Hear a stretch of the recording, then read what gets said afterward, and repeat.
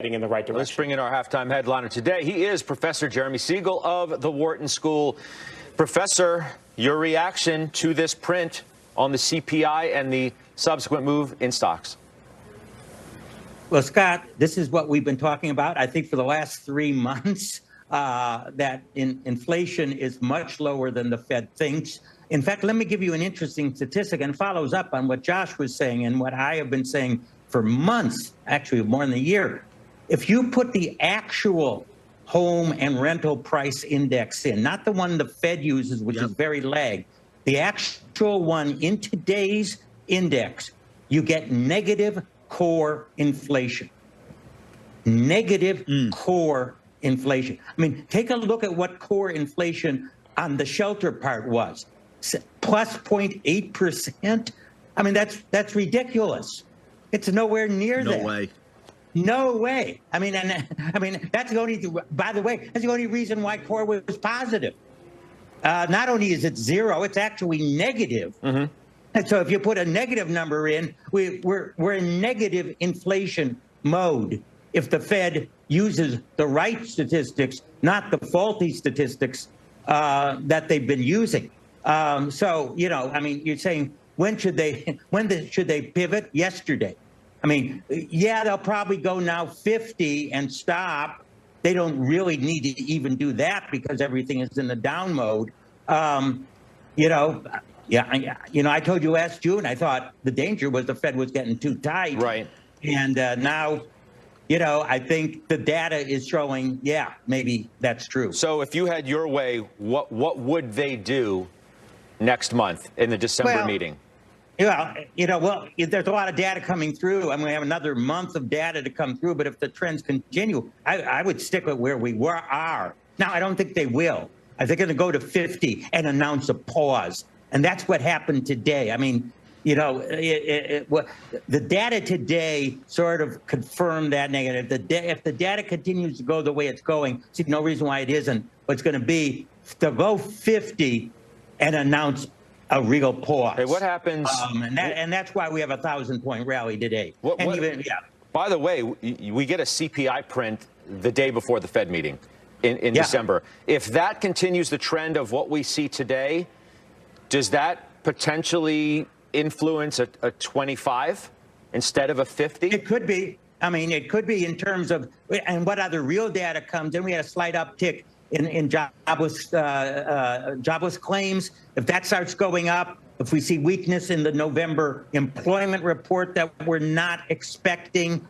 that combined with another good CPI, that might put pressure on them even going less in their December meeting. But don't forget, the housing component in December will still be plus 0.7, plus 0.8, which is 40% of that index. And it'll continue to push up as the housing market goes down. And that's the nature of the statistics that they're using. Professor, so what does this mean for stocks? Obviously, you know, massive move today, relief in many respects. But what happens from here? Do we have the opportunity now for a significant end-of-year rally at minimum? Yeah, I think we do, because I think of more people that think about the fact that you know that inflation is basically over. And, you know, something I said 2 months ago, inflation is basically over and the Fed doesn't have to get anywhere near as high. I mean, I was shocked at Powell's last news conference. Oh, I feel we have to be more hawkish than we were last September when all the data was pointing down. He's going to change his tune, I think, when they get to the real world data in their December meeting. But I think this does make for a good year-end rally. I'm not necessarily true. And then the question you asked Josh about, does this reignite tech? I mean, I think the NASDAQ's still selling for 23, 24 times next year's earnings, while the Dow is selling for 15 or 16 times next year's earnings. I think, I think this is a relief jump because, rates are a big pressure on tech. But I still think that people are going to be saying, you know what, I'm going to go with those that have good dividend yields, good earnings. I mean, I think that shift will reassert itself after after the next few days. And you but think the market will be, both of them will be up. But the market itself will be up. And you think that the market can continue to go up without tech leading the way? Yeah, without tech being the leading the way, absolutely. I mean, I think that they may match the Dow, but that means, I mean, as Josh said, I mean, the values outperform growth by 10, 15 percentage points, and so even if they go equal, there'll still be an outperformance, of value. Value is much more reasonable today, and I'm sure that some of those growth stocks are good long-term values. They've almost rotated in some of the value stocks. But I still think that that trend that we have seen all year will basically reassert itself, with both going up, probably value stocks going up more. But most important for investors, hold a balanced portfolio. Both will be going up the rest of this year. Josh, question for the professor. Hey, Professor, I feel like a lot of times when we're all talking about value versus growth and which one do you want to overweight and which ones has to lead the way, what we're really saying is industry dispersion. And it just so happens that the environment that we're in this year does not favor long duration assets, which technology companies are. And it does favor companies that are in the industrial space. The financials have benefited from rising rates. And of course, energy stocks have benefited from the acute energy shortages that are being experienced around the world, electricity shortages too. So if that's really what's going on, don't you think investors would be better off being a little bit more focused on the fundamentals and a little bit less focused on the guessing game of, what value or growth, what are managers going to be selecting for? Yeah, absolutely. I mean, I think you've got to look at fundamentals all the time. And I think it's not just, you're absolutely right.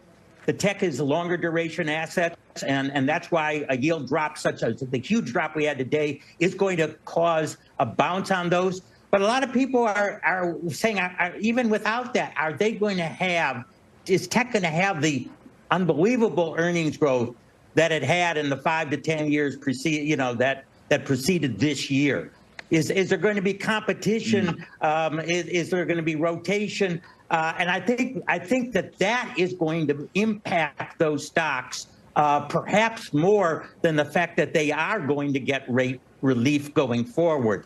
While, there is still a chance we can avoid a hard landing. I mean, if the Fed does really pivot in December, 2023, I don't think is going to be as bad as many fear today. Hey, Professor, before I let you go, you are the professor, of course. So what's the lesson that we're all learning from crypto? I'm wondering what your own thoughts are as you watch what's happening with FTX and how you think in a more interconnected market that potentially plays negatively into other asset classes, if at all. Right. I don't think that it poses a threat. Some people say, is this a Lehman moment? I mean, if it really goes down? No, because actually more than half the value has already gone down, and the financial system has survived very, very well. So if it goes down another 50 or 75%, that's not going to impair values. I mean, I'll tell you one thing that's really important that I was thinking about. Back when Lehman went under, I had money in money market mutual funds. I had money in banks and all the rest. And I said to myself, thank God the Fed is backing those assets. Crypto doesn't have that. We'll make that the last word. Inflation is basically over. That's the headline that's going to be carried from today, which is amazing in and of itself, Professor, that you suggest that on a day where the CPI still comes in 7.7. But we'll see. And we look forward to talking to you many times in the future. Professor Siegel at the Wharton School. Tesla shares, they're higher along with the rest of the rally. Still on pace for the worst year ever, though. Big call on Wall Street today from one of the biggest supporters of the stock. We'll debate it next.